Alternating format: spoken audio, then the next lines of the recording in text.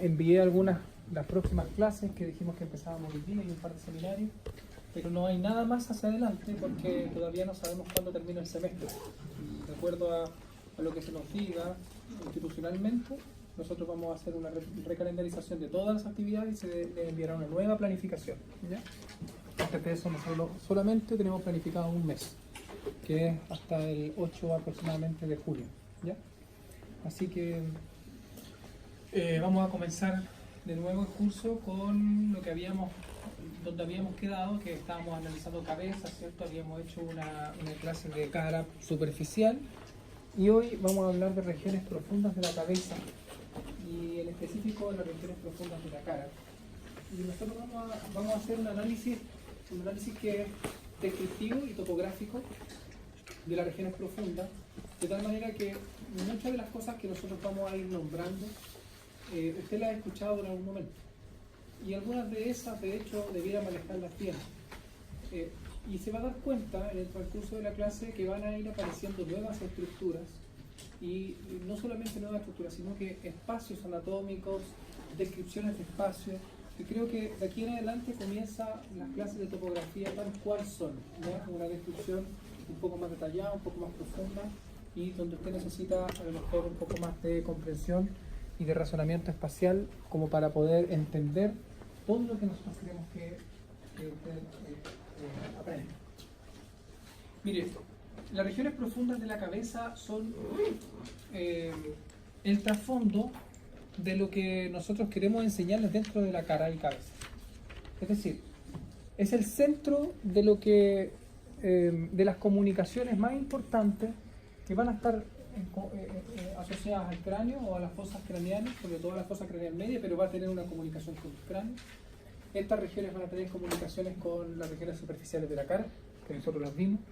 Vamos a tener comunicaciones hacia otras regiones, como por ejemplo la región temporal, que es una región que transita entre cabeza y cara, que es esta región, va a estar comunicada.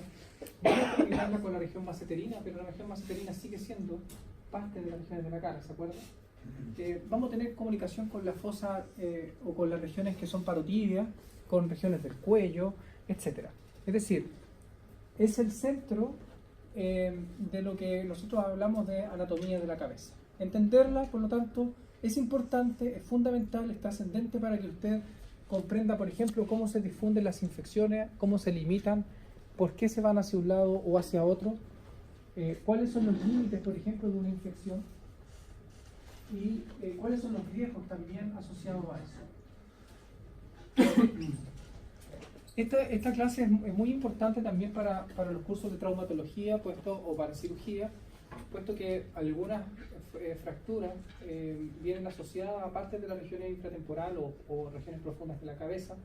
Algunas de esas cirugías o traumas vienen asociados a infecciones posteriores, a un postoperatorio, por ejemplo, infeccioso, y que dice relación con un manejo médico que probablemente en algún momento lo podrá ver usted, o un traumatólogo, o a lo mejor un internista o algún cirujano, ¿ya? Y meterse en la cabeza no es fácil porque es una de las regiones complejas como lo es abdomen y como lo es cuello, ¿ya?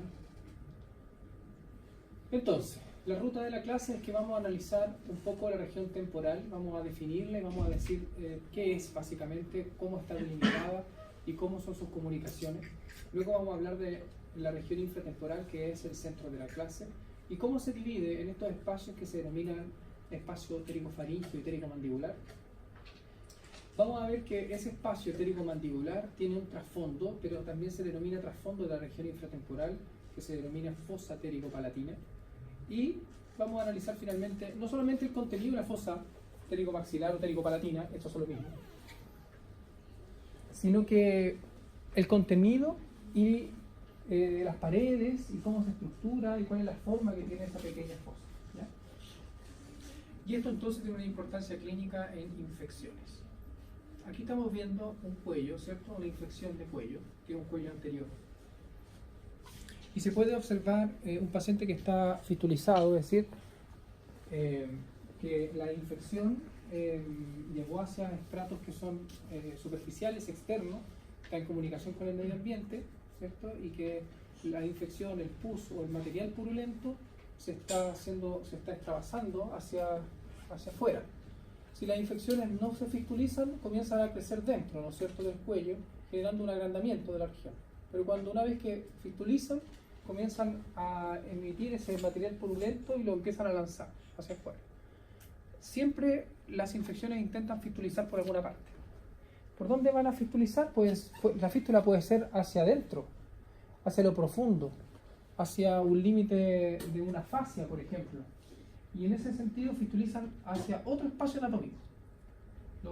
¿Se lo imagina?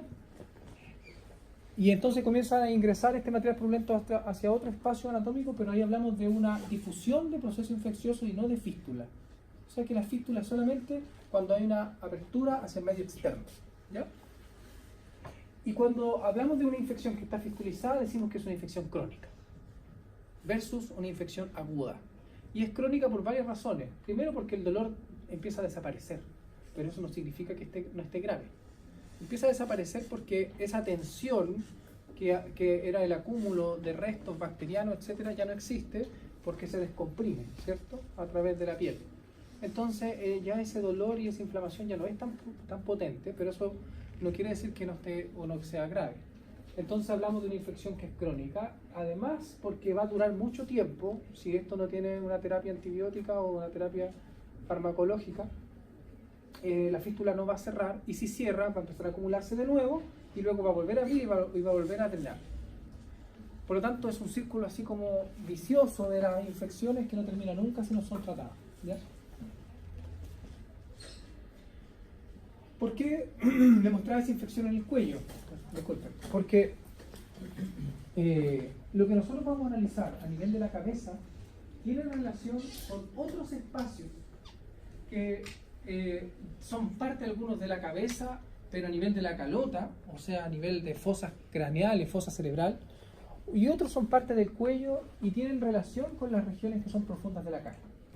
Por lo tanto, una infección que comenzó siendo de la cara perfectamente puede terminar siendo del cuello, que es probablemente la vía de infecciones lógica más normal que sigue las infecciones profundas de la cabeza. O sea, es más raro que se haga una meningitis a que la infección descienda hacia espacios del cuello, ¿ya? Entonces vamos a ir transitando dentro de la clase en la comprensión de la estructura de la fosa hasta que usted entienda cómo se relacionan periféricamente estas fosas y usted va a entender, perfecto. O sea que periféricamente tienen conexión con los siguientes espacios del cuello, y entonces una infección puede llegar a drenar o a fistulizar hacia el anterior en el tercio medio del cuello, ¿ya? Es decir, que lo que yo le estoy mostrando aquí es que usted entienda al final de la clase cómo se produce, ¿ya? Región temporal. La región temporal es una región que transita entre una región facial y una región del cráneo, pero más bien es una región del cráneo, porque está asociada a huesos del cráneo. La región temporal es la estructura o todo el contenido de lo que enmarcan las líneas temporales. ¿Se acuerdan de las líneas temporales?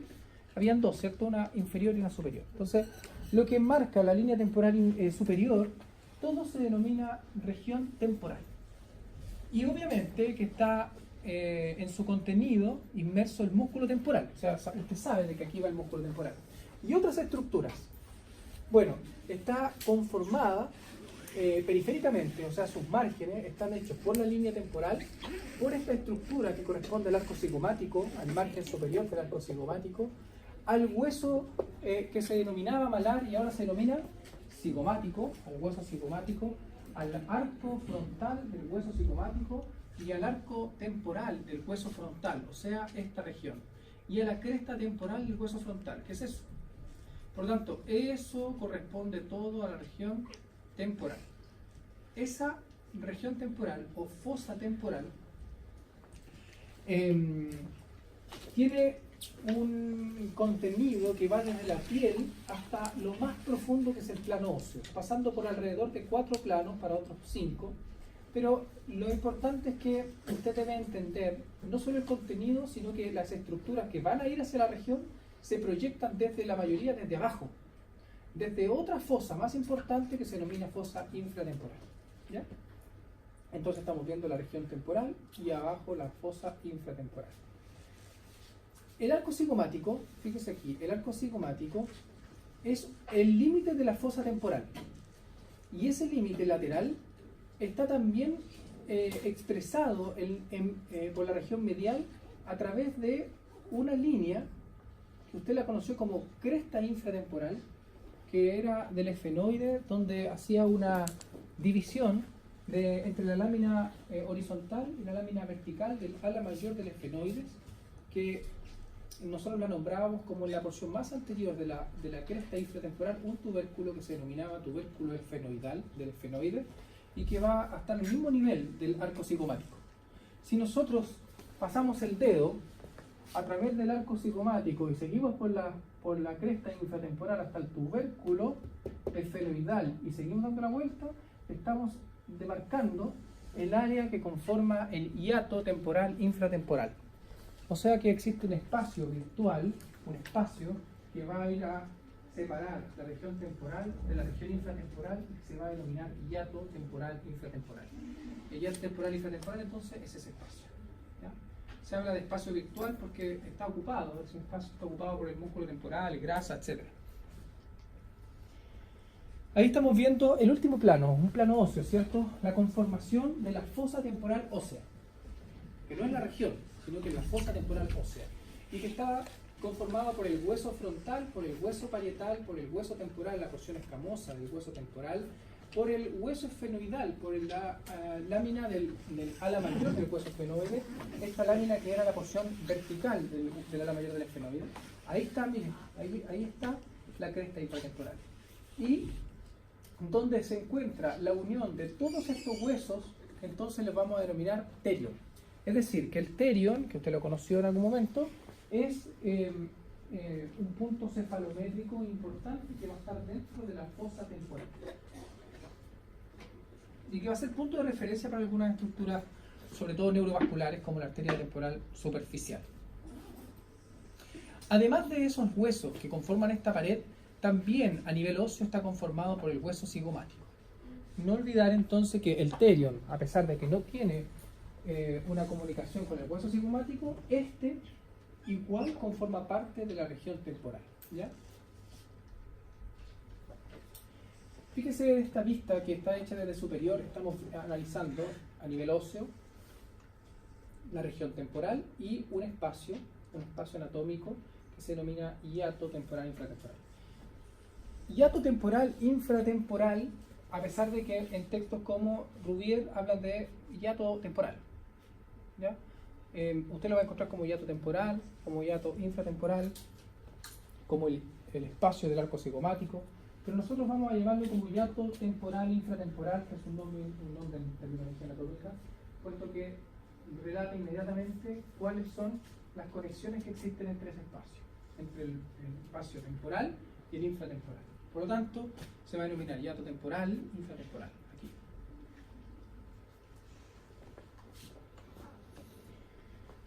Planos de la región temporal. Cuando nosotros hablamos de región temporal y ya no de fosa temporal, nos estamos refiriendo a los tejidos blandos también. Entonces, cuando colocamos los tejidos blandos en la región, nos encontramos con el primer plano, que es piel. Una piel que es bastante gruesa, o bastante más gruesa que la piel de la cara. Es una piel que está cubierta de cabello, ¿cierto? Y que además está bien adherida, puesto que tiene la configuración del cuero cabelludo.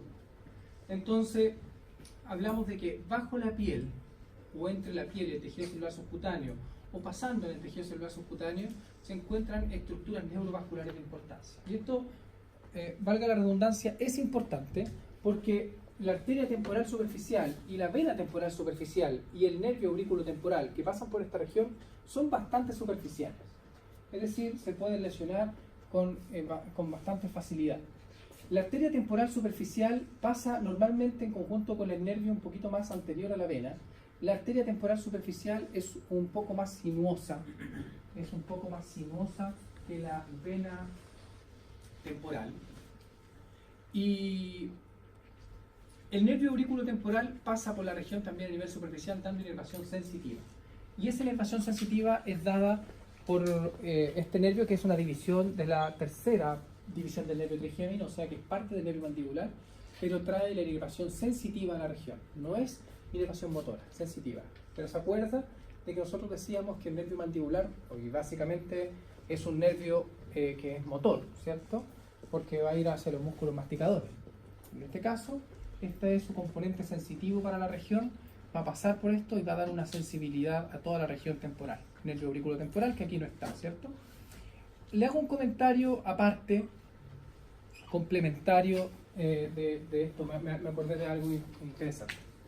Fíjense en la sinuosidad de esta arteria. ¿Sabe que en el último artículo que fue publicado de arterias coronarias, que no tiene mucho que ver, si usted lo ve con esto, se hizo un análisis de la tortuosidad coronaria? ¿Qué significa eso? Que cuando una arteria cambia en su ángulo mayor a 45 grados y en más de 3 veces, decimos que la arteria es sinuosa y nosotros definíamos que esa arteria no la podíamos medir, porque el programa no la medía, ¿vale? Pero nos encontramos en estas revisiones con que cuando existían estas tortuosidades a nivel, por ejemplo, de la retina, de la arteria central de la retina, cuando se hace un fondo de ojo, entonces hay una correlación positiva entre la tortuosidad de una arteria coronaria con una arteria de la retina. Y usted dirá, ¿y qué tiene que ver esto con todo eso? Que cuando existe, pareciera ser, y esto es un tema de investigación importante, pareciera ser que cuando una arteria es tortuosa, se podría clasificar el individuo como tortuoso, es decir, que varias arterias van a cumplir con esto, y no solamente la arteria coronaria. Que una persona tenga tortuosidades se podría pensar como un riesgo o mayor riesgo cardiovascular, puesto que trombos se podrían acumular en esa región y por lo tanto sería interesante, por ejemplo, de hacer una investigación. ¿Por qué lo llevé a esto de acuerdo a esto? Porque esta es una de las arterias que se pudiese medir para analizar tortuosidad. O sea, hacer una correlación, por ejemplo, entre la arteria temporal superficial. ¿Cómo se hace eso? Bueno, a través de un escáner, ¿cierto? O a través de ultrasonido. Habría que ver qué tal tortuosa, cómo podemos observar la arteria de la región y hacer una correlación, para ver si hay una correlación positiva entre la tortuosidad de la arteria coronaria del individuo o de una población versus la arteria temporal superficial versus la arteria de la retina. Y a lo mejor nos encontramos que las tres son tortuosas y nosotros diríamos que el individuo es sistemáticamente tortuoso, es decir, su riesgo cardiovascular sería uno de los factores que aumenten el riesgo cardiovascular. A mí me parece interesante, a lo mejor usted dice, no lo entiendo. Y creo que es evidencia actual, digamos, después del 2016 se han hecho este tipo de estudios que a mí me parecen muy interesantes, ¿ya? Sobre todo pensando en que en la séptima región tenemos 10 puntos estadísticamente sobre el resto de las regiones en Chile de muertes que son causadas por factores de riesgo cardiovascular. O sea que infartos al miocardio son mucho más frecuentes en la séptima región que en el resto del país, y Chile además es uno de los más altos que se encuentra a nivel de Latinoamérica como muertes por factores cardiovasculares. Así que ahí les dejo algo que les puede servir a ustedes. Bien, esto es, entonces estamos hablando de tejido celular subcutáneo y estructuras neurovasculares de importancia. ¿Qué otra estructura neurovascular vamos a encontrar aquí, además de estas dos que se ven, arteria y vena temporal superficial?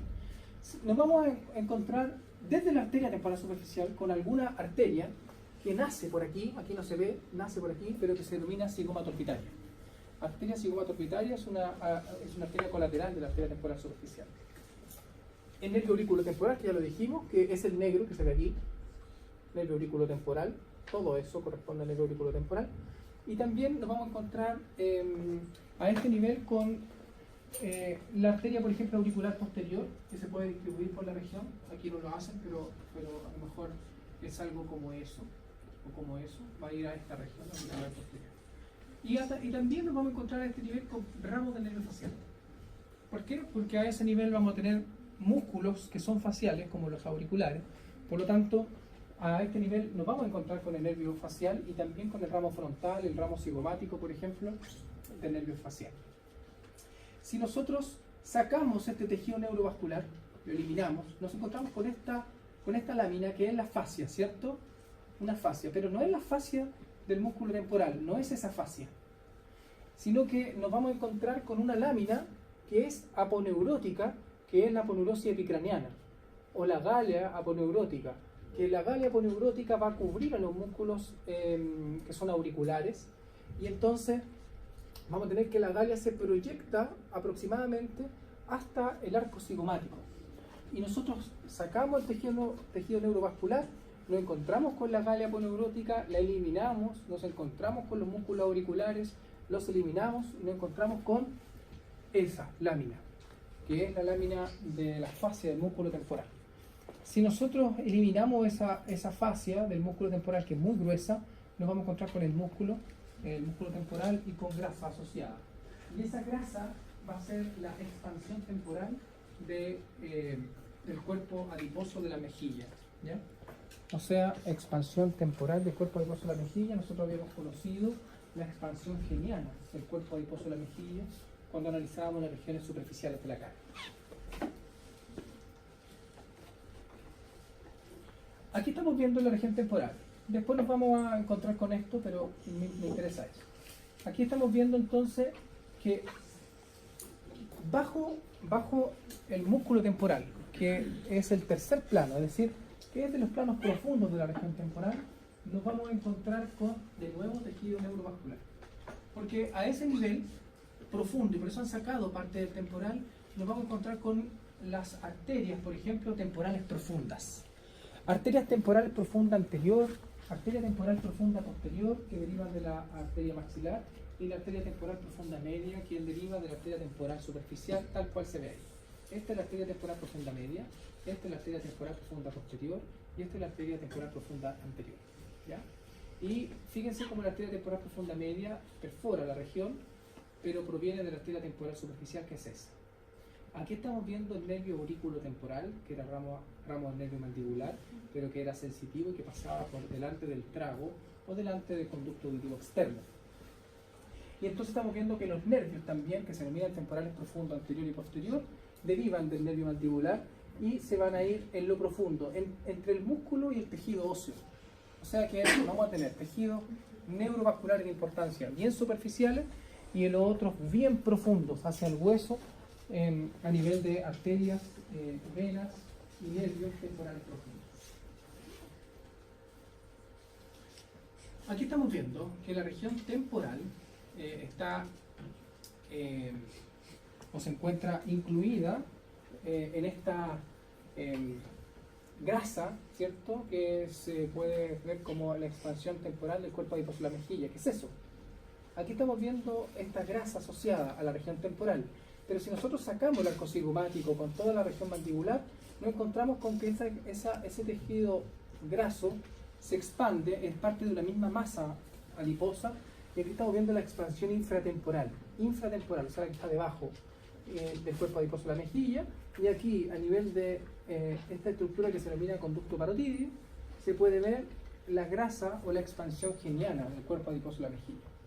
Es decir, que aquí se puede ver muy bien todo el cuerpo adiposo de la mejilla que está rellenando los espacios, que son espacio temporal, infratemporal y la región geniana de las regiones superficiales de la cara. ¿Vale? Fíjense acá en este corte coronal de cabeza y de cara superficial y profunda, nosotros podemos ver, aquí estamos viendo el arco cigomático, ¿no es cierto? Aquí estamos viendo la mandíbula. Y aquí estamos viendo, ¿qué será esta estructura? ¿El proceso? ¿Estiloides? Pterigoides. Y esa es la lámina medial y esa es la lámina lateral del pterigoides. Por lo tanto, aquí estamos viendo, esto será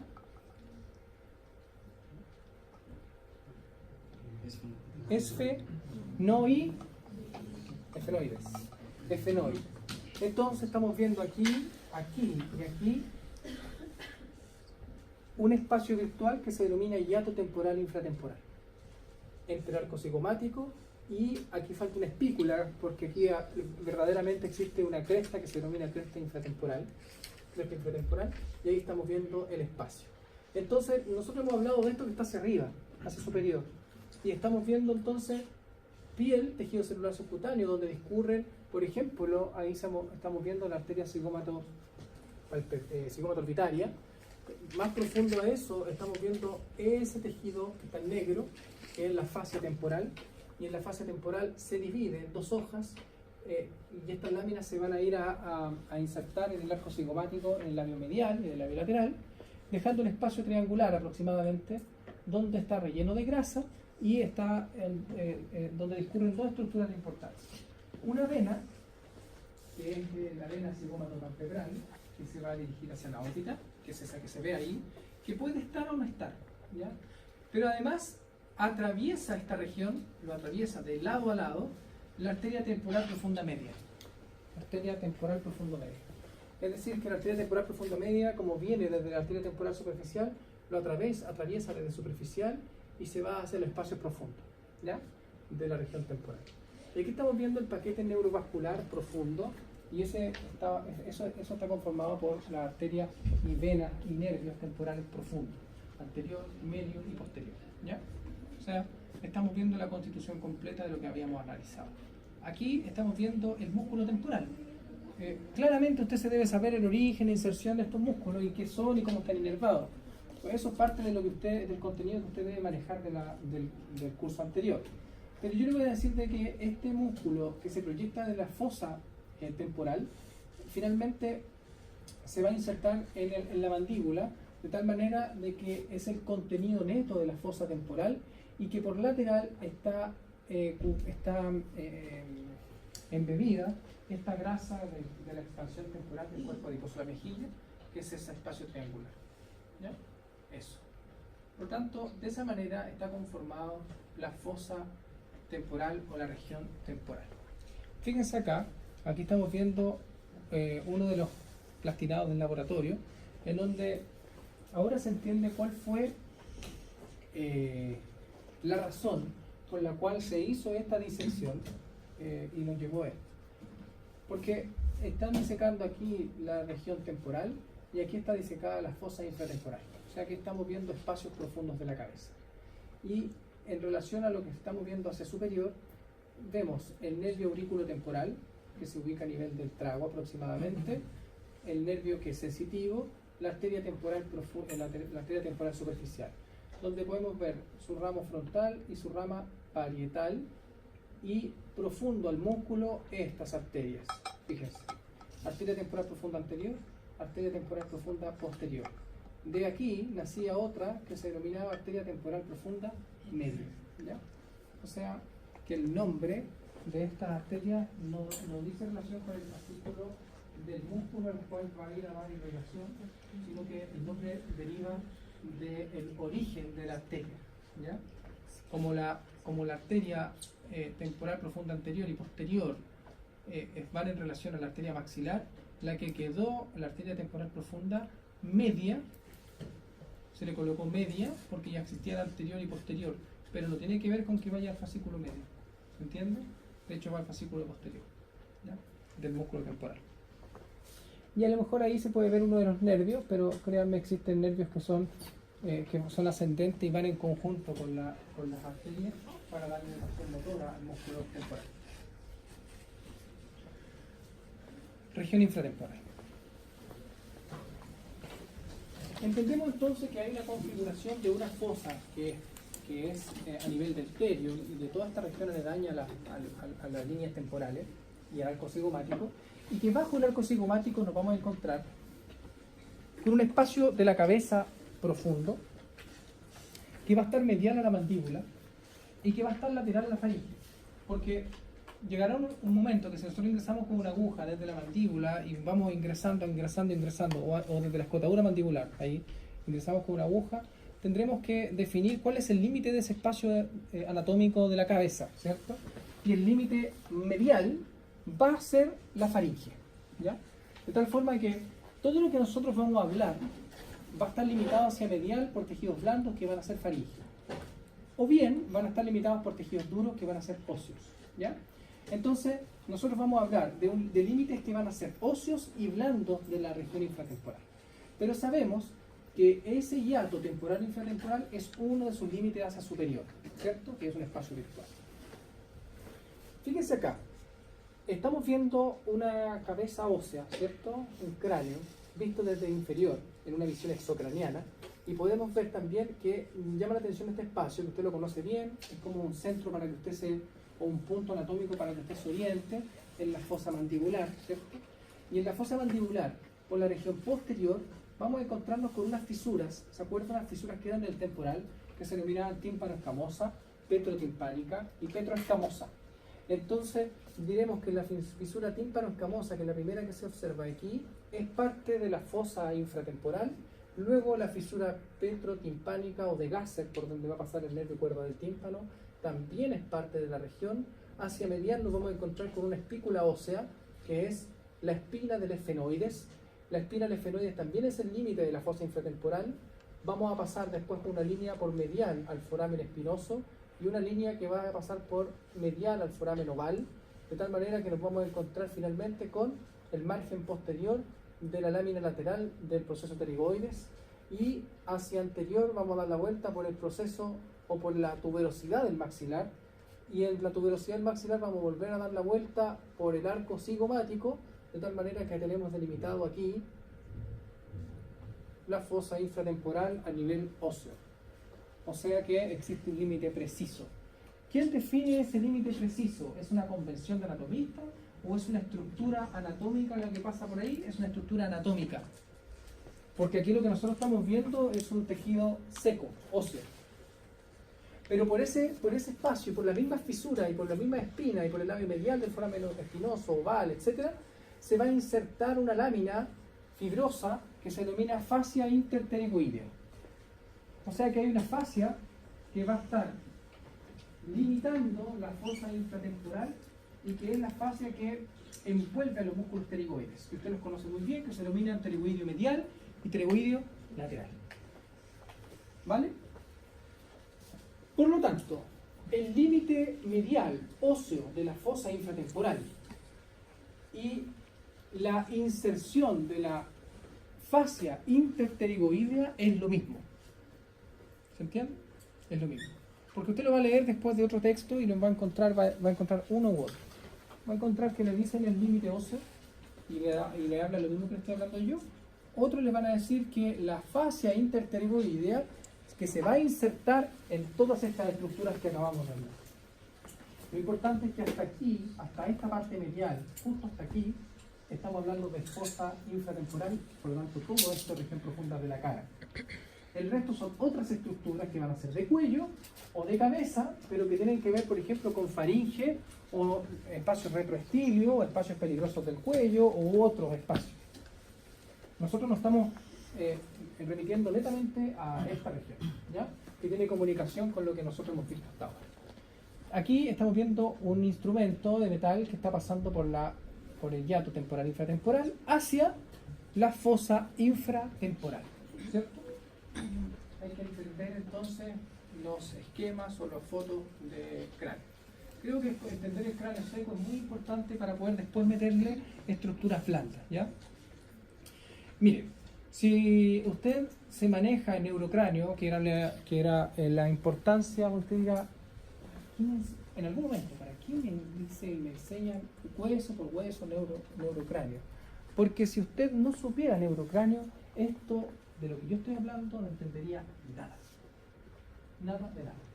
Y es probable que si usted no entendió neurocráneo, igual no esté entendiendo nada. Por lo tanto, yo le pido de que si usted está un poco ido de esto que estamos hablando, entonces vuelva a estudiar un temporal, un esfenoides, un huesos de cráneo para que usted entienda esto, ¿ya? Fíjese que aquí estamos viendo un cráneo vista exocraneana, pero desde lateral inferior. Y vemos el arco cigomático, que es nuestro punto de referencia, el tubérculo cigomático, ¿cierto? Anterior, la fosa mandibular, y aquí estamos viendo las fisuras que estábamos analizando, es decir, que la fisura tímpano escamosa es parte de la región desde más lateral, y después, a pesar de que aquí está fracturado, no sé si se recuerdan que hay una espícula ósea, que es de la porción petrosa, que se mete aquí y divide a las fisuras, en una fisura que se denomina petrotimpánica y petroescamosa, porque este es el tímpano y esta es la escama. Por lo tanto, nosotros nos quedamos con la que es petroestimpánica, la más posterior, la petrotimpánica, y vamos a ir hacia la espina del esfenoide.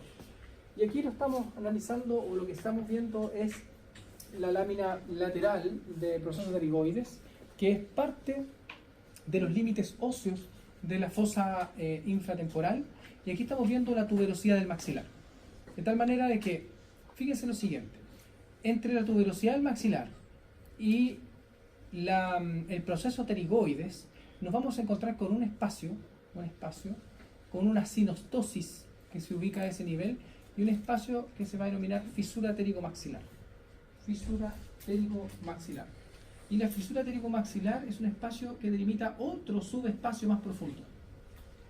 Un compartimento que es el trasfondo de esta gran región infratemporal que se denomina fosa pterigopalato-maxilar o pterigopalatina, que va a tener un contenido de estructuras neurovasculares, pero va a ser muy importante porque esa fosa pterigopalatina va a tener comunicaciones con espacios importantes de la cabeza y del cráneo de la cara. Por ejemplo, a pesar de que aquí se ve la oscuridad nada más, ¿cierto?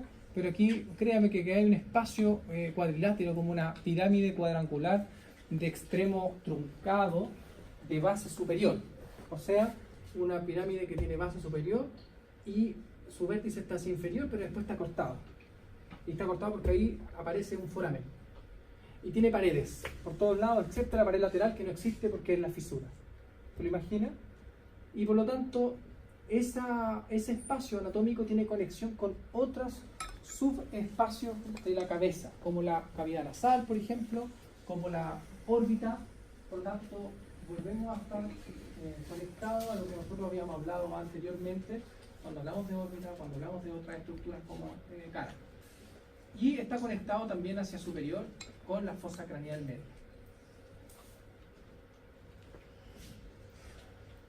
Aquí estamos viendo entonces, este es un cráneo de laboratorio, en donde podemos observar el límite de lo que nosotros estábamos viendo de la fosa infratemporal. Que el límite está dado entonces por estas fisuras o tímpano-escamosa, petrotimpánica, ahí está la espina del esfenoides, labio medial del foramen. ¿Cuál es ese? Foramen espinoso, foramen oval, esto es lámina lateral del proceso pterigoides. Esto se llama tuberosidad del maxilar y el arco cigomático. De tal manera de que los forámenes que se ubican a este nivel son parte de la fosa infratemporal, y entonces el contenido, las estructuras que van a pasar hacia ese nivel van a ser parte de la fosa infratemporal. En este caso, el nervio mandibular, que va a pasar por la región, y la arteria meningia accesoria o meningia menor, que va a pasar por esta región, y la arteria meningia media, que va a pasar por el foramen espinoso. ¿De acuerdo? Por lo tanto, son estructuras del espacio anatómico intertemporal las que pasan por los forámenes involucrados. Porque la fascia interpterigoidea se ubica medial a estos forámenes.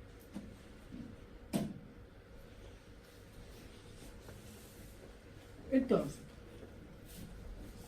el espacio infratemporal a nivel óseo va a estar delimitado de la siguiente forma. Pues si usted lo piensa y lo está mirando así como estamos viendo esta imagen, desde lateral, veremos que las paredes externas están dadas por la mandíbula, por la rama de la mandíbula, que aquí no está, ¿cierto? Estaría por aquí. Entonces vamos a tener la rama de la mandíbula por lateral. Por medial, la fosa pterigopalatina. Perfecto, porque la fosa pterigopalatina es el trasfondo de esta fosa y es ósea. Por posterior, un plano al margen posterior mandibular. Es decir, que la mandíbula se ubica en ese nivel y el límite va a ser el margen posterior. Por inferior vamos a tener el margen basilar mandibular, que va a ser el límite de la región. Y por superior, a nivel óseo, el hiato que es temporal intratemporal, y el esfenoides, puesto que a ese nivel vamos a tener la lámina horizontal del ala mayor del esfenoide. Entonces, vamos a tener el esfenoides y el hiato temporal infratemporal. Y ahí vamos a estar limitando a nivel óseo con todas las paredes. Si nosotros tenemos claridad de a nivel óseo, de cómo se inserta esto y cuál es el límite, y yo les dije que además por medial inserta la fascia interpterigoidea, ¿cierto? Tendremos que analizar de que la fascia interpterigoidea va a envolver a los músculos pterigoideos. Y esta fascia se va a insertar desde este lugar hacia la mandíbula, hacia parte del cuerpo de la mandíbula, es decir, que va a tener una inserción así diagonal. Y entonces va a dividir de manera diagonal en dos subespacios anatómicos a nivel blando. Un espacio que va a estar lateral y un espacio que va a estar medial hacia la faringe.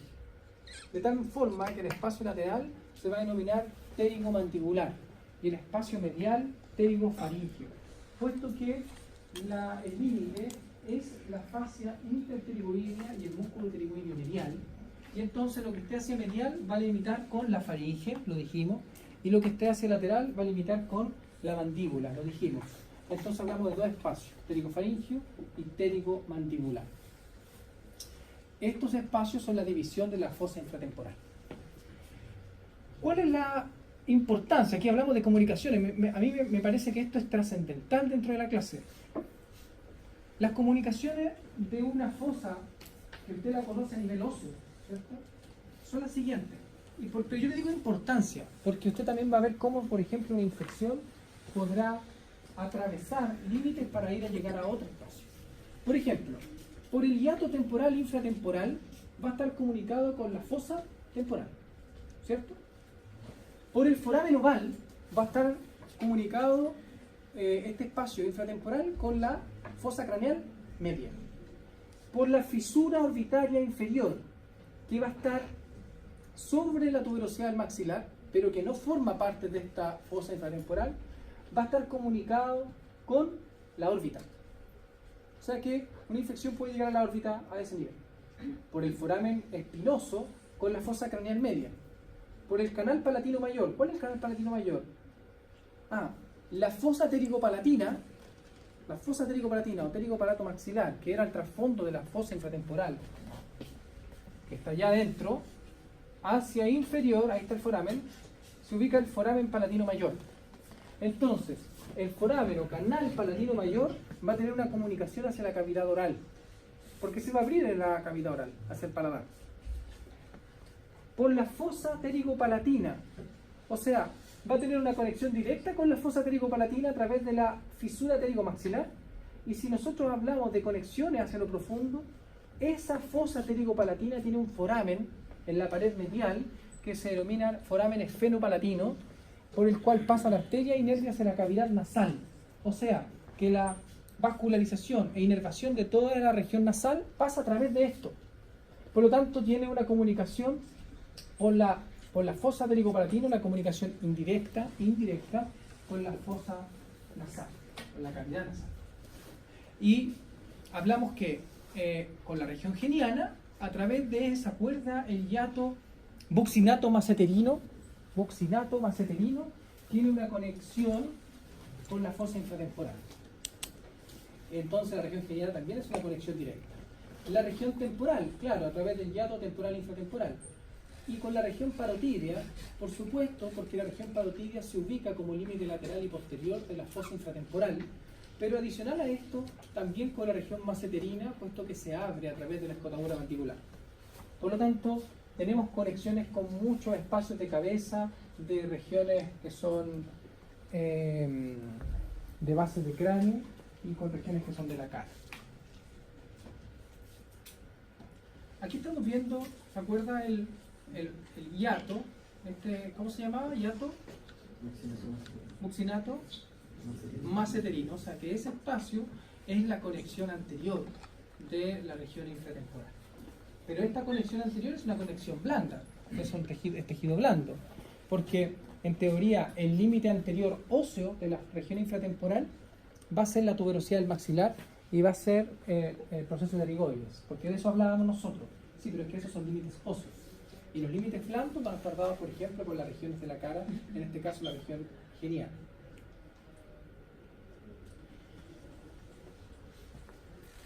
¿Cómo vamos hasta aquí?